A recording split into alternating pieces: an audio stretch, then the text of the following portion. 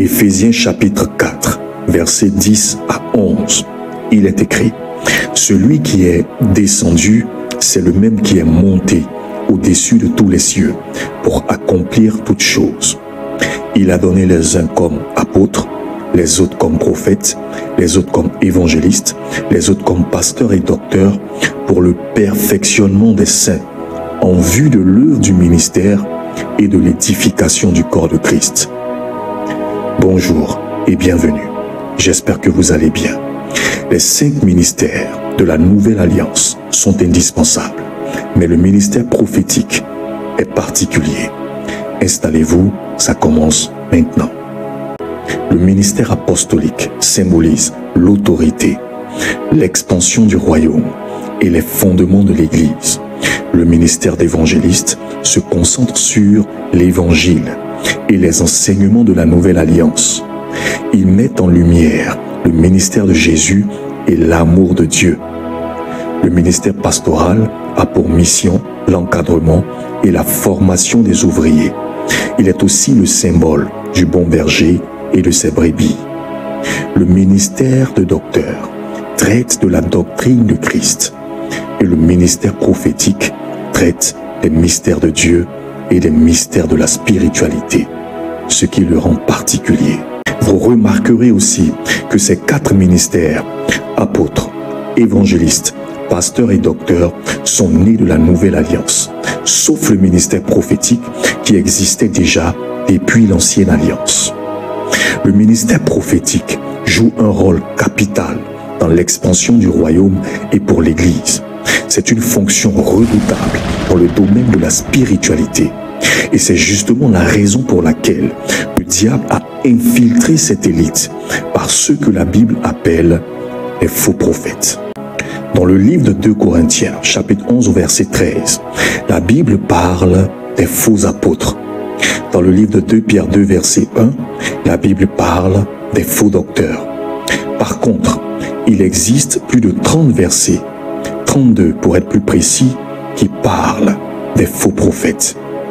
Ce qui en dit long sur l'importance du ministère prophétique. Dans le livre d'Apocalypse, chapitre 19, au verset 20, il est écrit: et la bête fut prise, et avec elle le faux prophète, qui avait fait devant elle les prodiges par lesquels ils avaient séduit ceux qui avaient pris la marque de la bête et adoré son image. La bête n'était pas avec un faux apôtre. La bête n'était pas avec un faux évangéliste. La bête n'était pas avec un faux pasteur ou un faux docteur. La bête était avec un faux prophète. Le faux prophète. Le prophète est la bouche de Dieu. Le prophète est l'intermédiaire entre Dieu et les hommes. Le prophète est l'intermédiaire entre la divinité et l'humanité. Le prophète, ce n'est pas ceux qui viennent se flanquer sur les réseaux sociaux et qui prophétisent à tout vent. Non. Le prophète est d'abord un homme de caractère, un homme consacré, un homme discret, sobre, un homme qui reflète les caractéristiques de la divinité, un homme qui a en lui les attitudes, les aptitudes, les comportements de la divinité, du divin. C'est quelqu'un qui craint Dieu, c'est quelqu'un qui est attaché aux valeurs spirituelles et c'est surtout une personne qui est un modèle dans notre société. Bedaha, come and sleep here. Yeah, lie down there. Daha. Fawala igua. Fawachi fa wenim kosi.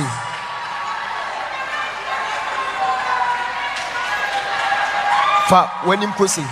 Fa beha Me so me darling chain. That's right. Me you the kuru na ma. That's the direction. I'm choosing a husband for her. Good. I'm choosing a husband for her. I'm giving her a husband. Yes. Kesa wa so mensa to na fo no. Yes. Lady na so mensa ni ato na fo no. Ke wo kisi mensa. Ye wo kisi mensa. Everybody get sama wate.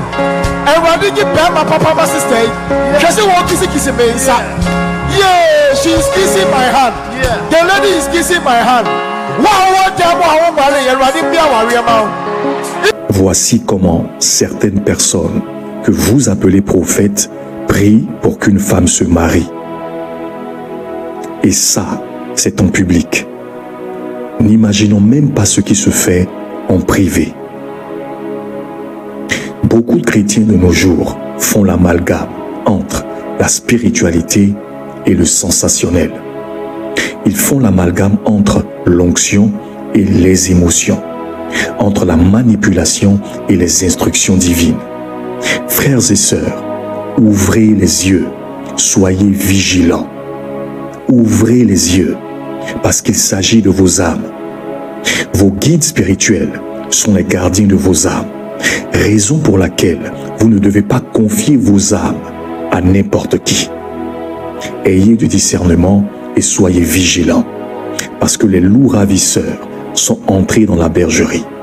À bon entendeur, aux jeunes serviteurs de Dieu, j'aimerais dire ceci. Écoutez-moi très bien. Vous ne serez jamais effectif dans le ministère si vous avez dans le centre de votre cœur l'amour de l'argent. Ce n'est qu'une question de temps. Vous allez sécher et disparaître comme de la vapeur. Soyez plutôt des hommes consacrés qui craignent Dieu. C'est ça le plus grand secret dans le ministère. Et ajoutez à cela la recherche de la connaissance et du savoir qui vous donneront les clés du succès dans le ministère. Sur ce, que Dieu vous bénisse. N'hésitez pas, vous pouvez raconter dans les commentaires les mésaventures que vous avez faites avec les faux prophètes et je me ferai le plaisir de vous répondre et vous donner des instructions. Sur ce, que Dieu vous bénisse. Merci pour la qualité de votre écoute. Shalom, à bientôt.